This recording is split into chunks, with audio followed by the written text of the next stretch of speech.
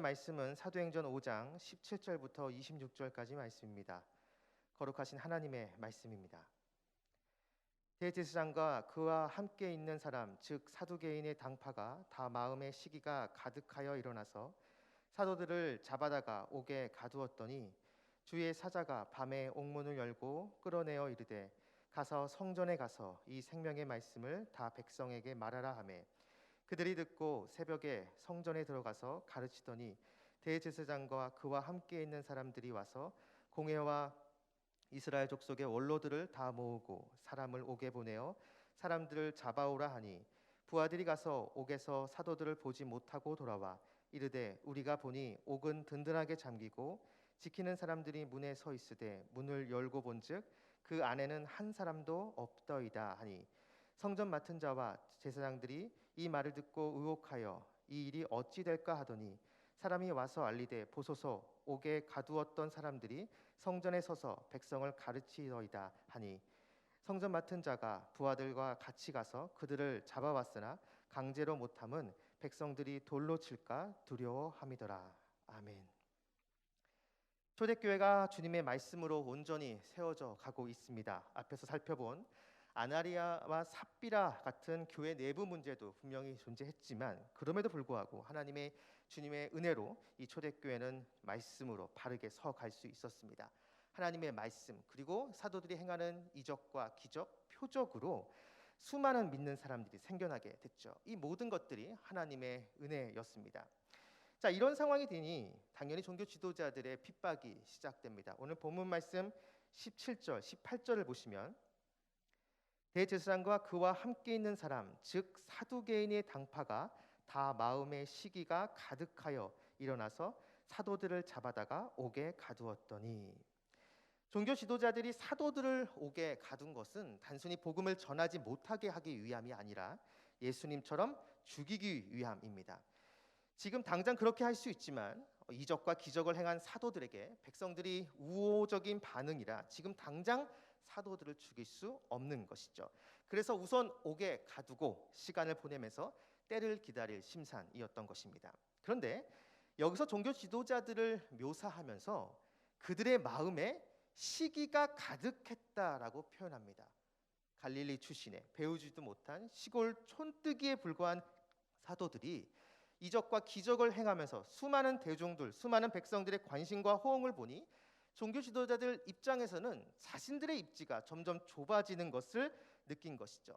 자기들이 받아야 된 백성들의 호응과 관심이 사도들에게 가니 도저히 견딜 수 없었던 것입니다. 그래서 지금 사도들을 죽이려 하는 것이죠. 한 사람의 존재의 성격은 그 사람의 지위나 그 사람이 가지고 있는 어떤 업적 배경에 의해서 결정되지 않습니다.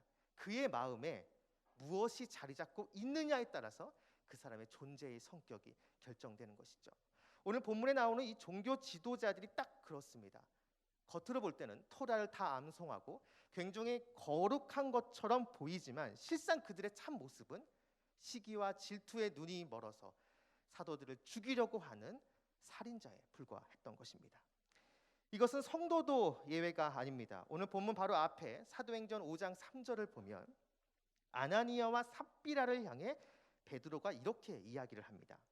사도행전 5장 3절 베드로가 이르되 아나니아야 어찌하여 사탄이 내 마음에 가득하여 내가 성령을 속이고 땅값 얼마를 감추었느냐. 아나니아와 삽비라를 향해 베드로는 그들의 마음에 지금 사탄이 가득했다라고 말하고 있습니다. 여러분, 아나니아와 삽비라는 성도입니다. 예수님을 믿는 사람인 것이죠. 그렇다면 여러분, 그 아나니아와 삽비라에게도 분명히 성령님께서 임하셨을 것입니다. 하지만 그럼에도 불구하고 이들은 사탄에게 틈을 내줬고 결국 사탄이 그들의 마음을 장악했던 것이죠. 겉으로 볼 때는 분명히 신실한 성도인 것처럼 보입니다. 하지만 적어도 이 순간만큼은 사탄의 도구로 전락해 버린 것입니다. 결국 아나니아와 삽비라는 하나님의 심판을 받게 됩니다. 그렇게 우리는 무엇보다 우리의 마음을 지키고 관리하는 것이 필요합니다. 사도행전을 보면 성령 충만이라는 단어가 계속 반복됩니다. 사도들 역시도 계속해서 성령 충만을 받았다라고 말을 합니다.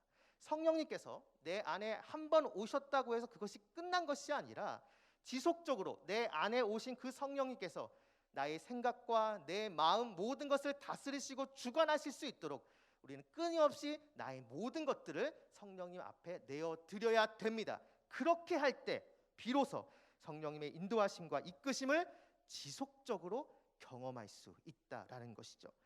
우리는 잠언 4장 23절의 말씀을 기억해야 됩니다. 잠언 4장 23절 말씀, 모든 지킬 만한 것 중에 더욱 내 마음을 지키라. 생명의 근원이 이에서 남이니라. 한 번 더 읽겠습니다. 모든 지킬 만한 것 중에 더욱 내 마음을 지키라. 생명의 근원이 이에서 남이니라. 아멘. 부디 여러분의 각 마음을 지켜 성령 충만함으로 매일 승리하는 은혜가 있기를 주님의 이름으로 축복합니다.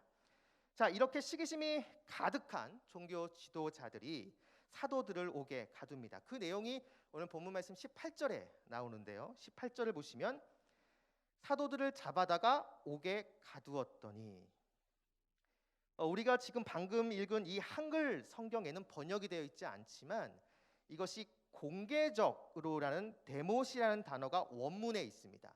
그래서 이것을 그 의미를 살려서 제대로 좀 번역을 해보면 사도들을 공개적으로 잡아다가 감옥에 가두었다라고 이렇게 번역이 됩니다. 아마도 대중들의 관심과 호응이 사도들에게 가는 것을 못마땅하게 여긴 종교 지도자들이 사람들이 다 보는 앞에서 공개적으로 사도들을 잡아다가 모욕을 주기 위해서 이렇게 한 것으로 볼 수 있습니다. 여러분, 당시는 명예와 수치 문화가 있었습니다. 명예가 손상되는 것을 굉장히 부끄럽게 여겼던 시대인 것이죠. 지금 종교 지도자들이 노린 것이 바로 이것입니다.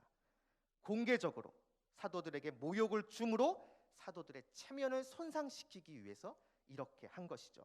그리고 동시에 종교 지도자들의 자신들의 힘과 권위를 과시하기 위함입니다. 공개적으로 사도들을 체포하면서 제도권 안에 있는 우리들의 힘이 얼마나 막강한지, 얼마나 강한지 보여주기 위해서 공개적으로 이렇게 했다라는 것이죠. 그런데 여러분, 오늘 본문을 다시 한번 보시면 옥에 갇힌 사도들을 하나님께서 풀어주십니다. 근데 그때 그 시간을 성경은 밤이다라고 이야기를 합니다. 오늘 본문 말씀 19절을 보시면 주의 사자가 밤에 옥문을 열고 끌어내어 이르되. 아멘. 종교 지도자들이 공개적으로 자신의 힘을 과시한 반면 사도들을 향한 하나님의 일하심은 야심한 밤에 몰래 이루어지고 있었다라는 것입니다. 모두가 잠들어 있고 옥을 지키는 간수들조차도 알아차리지 못하도록 하나님은 조용히 지금 일하고 계시다라는 것이죠. 창세기 2장을 보면 하나님께서 아담의 배필 하와를 만드는 내용이 나옵니다. 창세기 2장 21절을 보시면 여호와 하나님이 아담을 깊이 잠들게 하시니 잠들매 그가 그 갈빗대 하나를 취하고 살로 대신 채우시고. 아멘.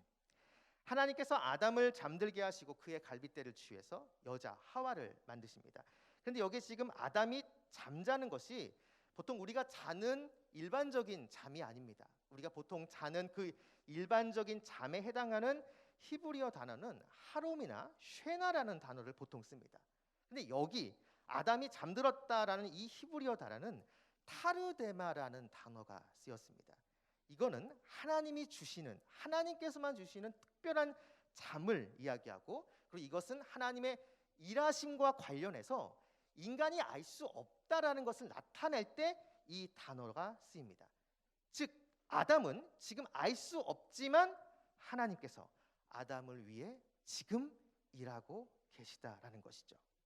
오늘 본문에서도 종교 지도자들은 공개적으로 자신의 힘을 과시하며 일하고 있지만 하나님은 모두가 잠든 그 밤에 몰래 사도들을 위해 일하고 계십니다. 졸지도 주무시지도 않는 그 하나님이 친히 지금 사도들을 위해 일하고 계시다라는 것이죠. 자, 그렇다면 이렇게 하나님이 일해 주실 때 어떤 일이 벌어지는가? 오늘 본문은 아니지만 사도행전 5장 41절을 보시면 사도들은 그 이름을 위하여 능욕받는 일에 합당한 자로 여기심을 기뻐하면서 공회 앞을 떠나니라. 아멘. 종교 지도자들이 공개적으로 사도들을 잡아오게 가둔 것은 명예와 수치 문화 그 아래에서 사도들에게 모욕을 주고 그들의 체면을 손상시키기 위함이었습니다.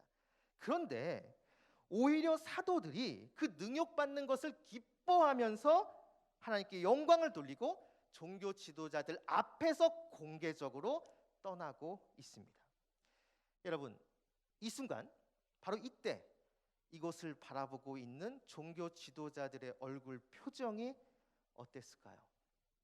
사도들에게 수치와 모욕을 주면서 자신의 힘을 과시하려고 했던 그 종교 지도자들이 오히려 반대로 거꾸로 공개적으로 사람들 앞에서 망신을 당하고 있는 것입니다. 전세가 역전된 것이죠. 여러분, 바로 이것이 하나님의 일하심의 내용입니다. 사랑하는 말씀상 공동체 성락 성결교회 성도 여러분, 성도는 하루하루가 바로 이러한 타르데마에 빠져 살아가는 존재라 할 수 있습니다.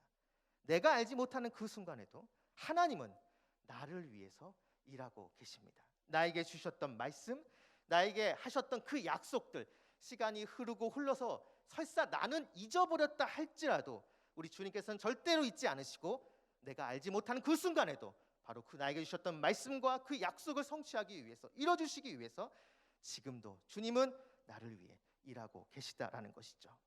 우리를 둘러싼 환경과 여건이 여전히 힘들고 고달프다 할지라도 앞에서 살펴봤던 것처럼 우리들이 우리의 마음을 지키고 잘 관리하면서 세상의 그 어떤 것이 아니라 거룩한 영이신 성령님으로 가득 채우고 주님을 바라보고 주님을 의지하면 졸지도 주무시지 않는 그 하나님께서 친히 나를 위해서 일해 주십니다.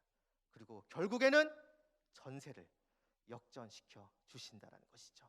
바로 이것이 나를 위해 주시는 하나님의 일하심의 내용입니다.